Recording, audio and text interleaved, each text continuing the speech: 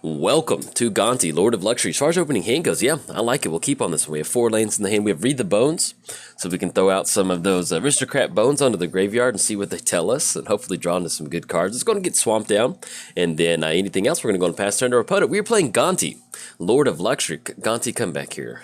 That drives me nuts when that happens. That touch, and actually, let's make the lane drop real quick. Erratic Portal. We're going to get down Swamp and then kick it back over there. We're playing Gonti, Lord of Luxury. Whenever Gonti enters the battlefield, look at the top 4 card of target opponent's library. We're going to be able to steal one of those cards, then we spend our mana of any color to cast that card. Playing against Maelstrom Wanderer, the main who rides on a horse with no name. Creatures you control have haste, then cascade and cascade. So they're going to flip cards until they hit a card that costs less than 8 total mana, and they will do that 2 times. All right, drawn to Gilded Lotus. Let's go and get down. I guess at this point, we'll just go and get down Command Beacon. Let's go and go for Read the Bones. I get that Scry 2, draw 2. 1, 2, 3, 4. Do we need Lightning Greaves that bad against Maelstrom Wanderer? I don't think so. Let's go and put Greaves on the bottom. And I do like that. I like this Swamp because that'll put us online for Gilded Lotus. And then we'll kick the turn back over there. We cover both commanders' free time. We can talk about whatever we want. And actually, shout out to our opponent. Loving those basics over there.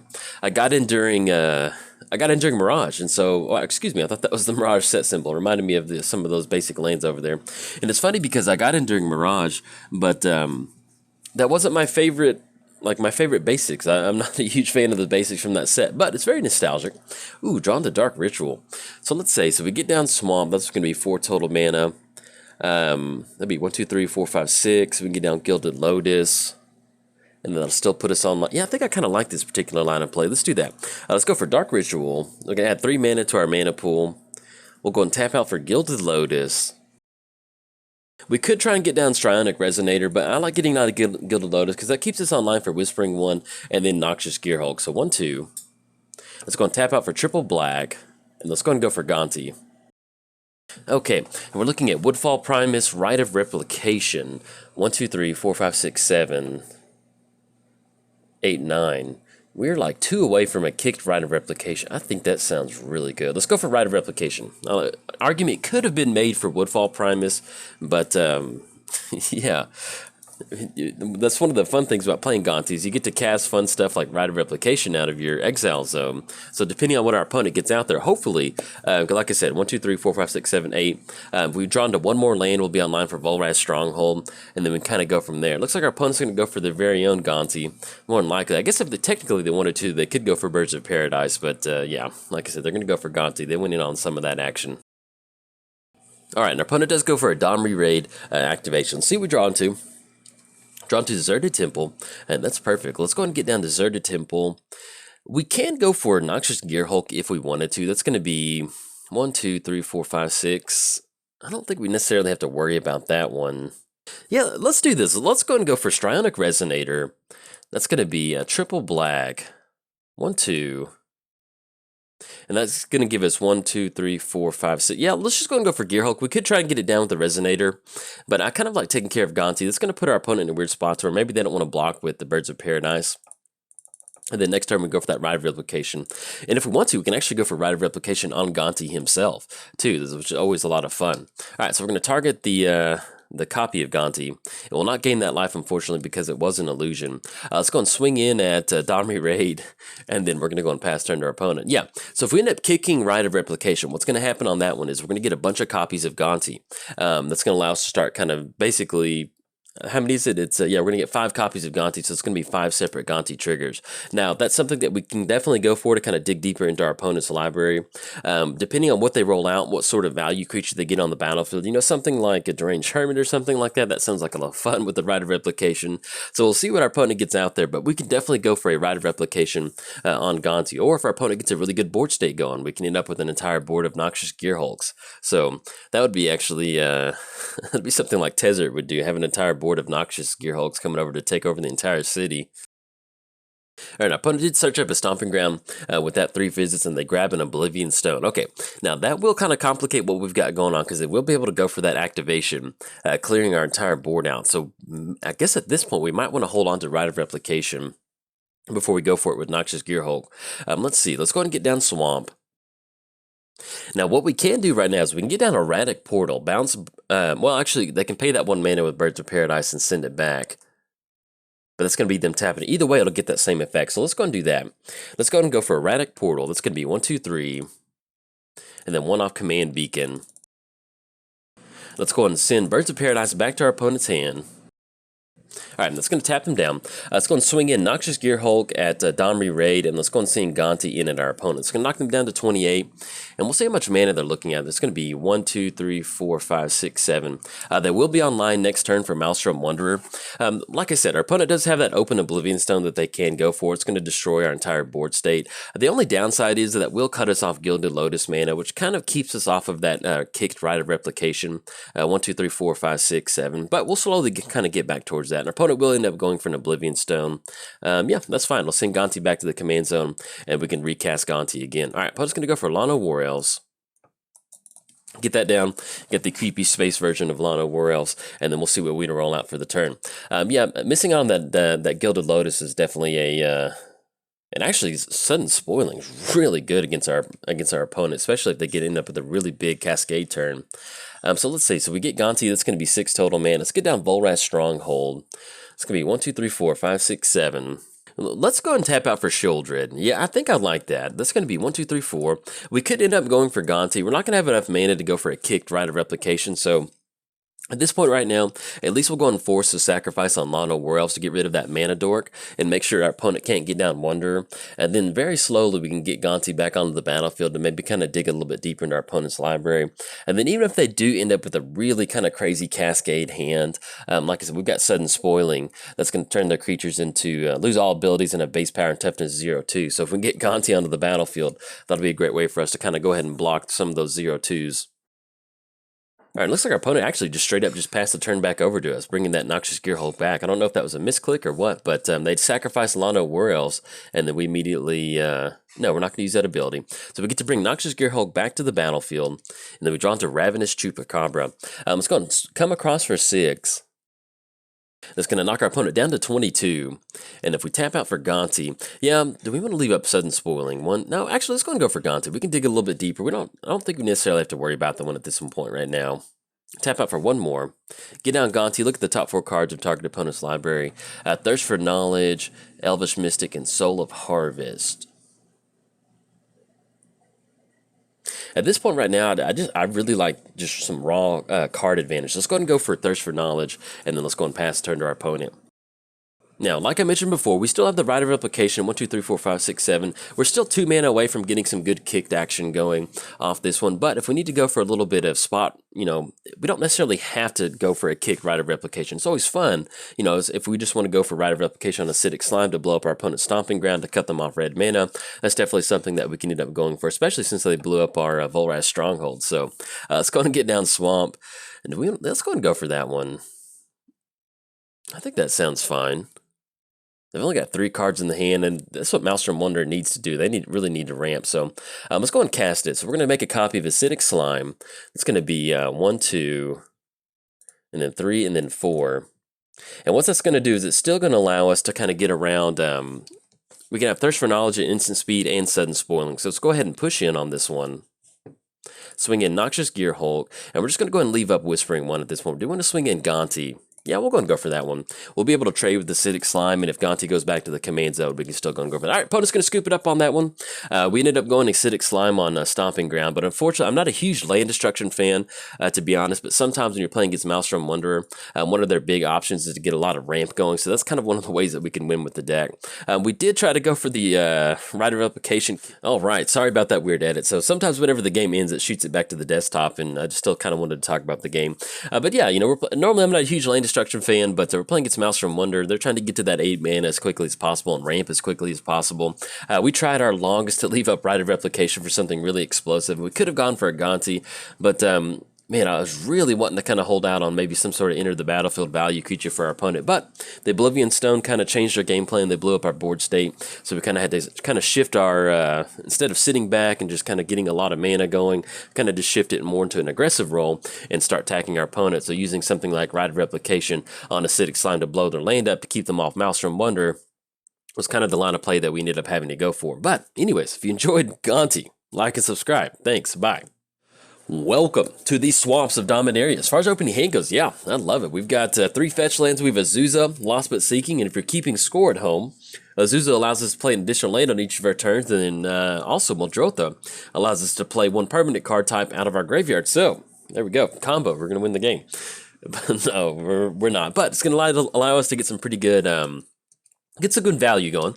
Oh, drawn to Lion's Eye Diamond. Let's do this. Let's go ahead and go for... We're going to get down Misty, and then anything else, we're going to go and pass turn to our opponent. We're playing Muldrotha, the Gravetide, the Swamps of Dominaria. See what we can dredge up out of that swamp. During each of one of your turns, you may play up to 1 permanent card of each permanent type from your graveyard. Playing against the Shatter Gang Brothers. Let's go and crack Misty. And our opponent did get down a Urborg, so that will allow us to at least kind of tap some of our mana if we want to grab some blue-green sources or something like that. In fact, let's go ahead and go for that. Let's go ahead and pop this out. Let's go ahead and grab that Breeding Pool.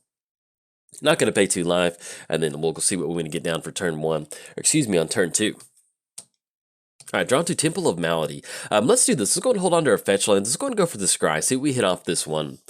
See if we can't get into something that's going to help us ramp just a little. Ooh, Exploration. That's exactly what we need. We'll go and put that on top, and then anything else, we're going to go and pass turn. We're playing against Shatter Gang Brothers. Little mischievous people over there. That's going to be activation with black, sacrifice a creature. Each other player sacrifices a creature. Activation with red, sacrifice an artifact. Each player sacrifices an artifact. Then green activation, sacrifice an enchantment. Each other player sacrifices an enchantment. Before I built Wasitora, I had never really had a Jund. I don't think I had a... Well, I had Crash Primal Surge, so I think I had 2 Jund Commander decks on my channel, but I've never really... Let's go and get down Exploration. Yeah, because we could go for Land Drop, Lion's Eye Diamond, and then go for Muldrotha. That'd be pretty quick.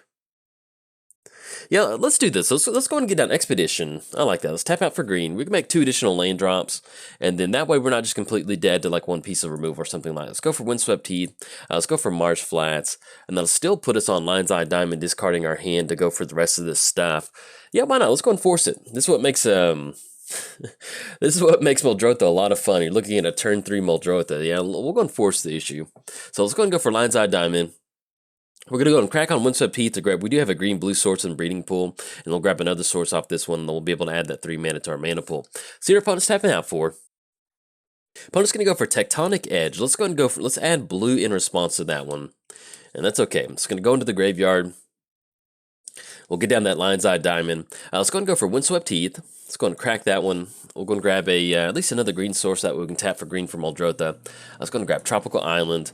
Let's go green. Let's go and crack a Marsh Flats. I guess technically we could leave it up if we wanted to, but we'll go and get that card out of our library. And then we'll go ahead and grab another... Let's grab... I want to grab some more green stuff. Let's go and grab Underground Sea. We do have 1 green source out there, 1 blue. Let's go grab another blue source. Let's go for that Underground Sea.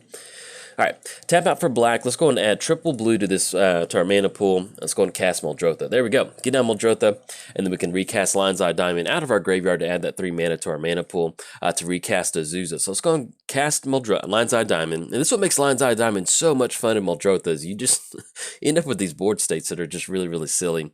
So we're going to get down Lion's Eye Diamond, add green mana to our mana pool. We'll get a Azusa Lost But Seeking out there, and I think we'll still be able to make a land drop out of the graveyard. So it's going to go Windswept Heath, and that's going to be it. Anything else, we're going to go and pass turn to our opponent. There we go.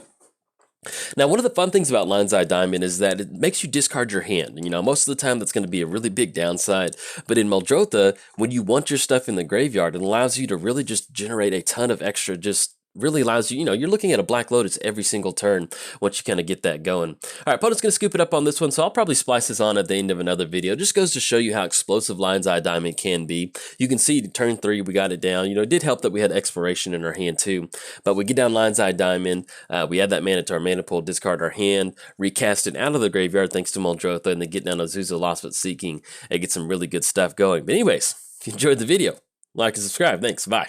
Welcome to Arcades. As far as our opening hand goes, yeah, not the best opening hand, but we at least have something to kind of deal with Narset, with Dust to Dawn. So, yeah, we're going to keep on this one. Don't really want to miss out on a lot of these lands. So we'll go and hold on to it and keep our fingers crossed that we draw into something good to stop Narset from swinging across. Narset's always it's always an interesting matchup playing against Narset. See if our opponent wants to mulligan or scry. All right, they're going to go and pass turn. Let's go and lead off with Canopy Vista. Yeah, have that enter the battlefield tapped, and then anything else. We're going to go and pass the turn to our opponent. We are playing Arcades, the strategist. Flying and vigilance. Whenever a creature with defender enters the battlefield under your control, draw a card. And then each creature we control with defender assigns combat damage equal to its toughness rather than its power, and can attack as though it did not have defender. Playing its Narset, Enlightened Master. First strike, hexproof. I tried to combine first strike and hexproof, and so if you're trying to figure out what that noise was, try combining them. It's not a real word. Doesn't really work that way. Congregation at Dawn. Okay. We're kind of getting somewhere. Let's go ahead and lead off. Let's get Breeding Pool and put that into play. Yeah, we're not really going to be able to do anything with that. And then we'll go and pass turn to our opponent. But yeah, first strike, hexproof. Whenever Narset attacks, exile the top 4 cards of your library. Until end of turn, you may cast non-creature cards exiled with Narset without paying their mana cost. So, let's get the Ancestral Vision popped up. Our opponent did submit that on turn 1, and then we'll see what we're going to go for next turn. Now, we do have Congregation at Dawn. That's something we can also kind of dig into our library just a little bit deeper. So we'll see exactly what we draw into. Draw into Crater Hoof. Okay, so let's go ahead and get down Marsh Flats. Either way, we're going to have to basically kind of wait on Marsh Flats because, well, actually, we crack it and we can do that in response and then get down Wooded Bastion and kind of start casting some of our stuff from there. Yeah, I think I kind of like that. Let's go and pass the turn. We'll be able to go for Congregation at Dawn and maybe kind of sequence into where we can draw into a lot of our defenders if possible. Now, we do have stuff like Shield Sphere in here that costs 0. So when you're going for something like Congregation at Dawn, you can kind of stack it to where you draw into that Shield Sphere and then cast it to either kind of get that card onto the battlefield or draw a little bit deeper to grab one of your defenders. So let's go and go for that, especially since we do have Wooded Bastion. Let's go and crack Marsh Flats. I like going for that, and then we'll go for Congregation at Dawn, kind of set up the top part of our library, and then we'll be able to get down Misty going after that. All right, let's go and grab, we need double green and then double white. So we're going to grab a Tundra off this one. Let's go and tap out for Congregation at Dawn. 1, 2, 3. All right, oh, bummer. Why is Narset's running Mana Tithe? She would be doing that. Okay, so we're going to miss out on Congregation at Dawn. No, we do not have enough mana for that. God, that probably felt so good. I guess technically they could have held on to it for next turn to grab Arcades, but I'll take it. Let's go and get down Misty Rainforest. Let's go and crack Misty now that the jig is up. I'm going to crack Misty. Let's go ahead and grab, we'll grab Tropical Island off this one. Let's go and tap out for Arcades. It's going to be green, white, blue, and then tap out for one more, and then anything else. Now we're going to go and pass the turn to our opponent. Or do they have 4 spot? Oh my God.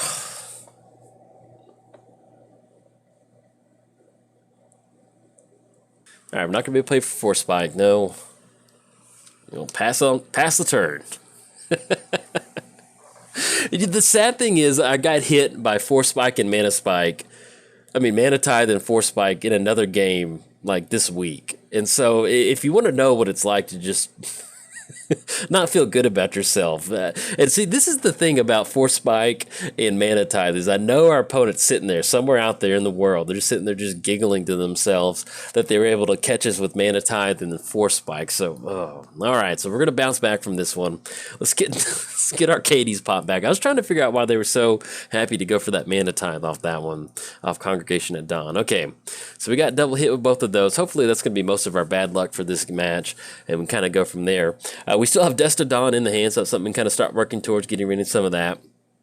Let's go ahead and put Wooded Foothills in our opponent's hand. Make sure that Narset is going to stay exiled on this one. Okay, let's see what we draw into.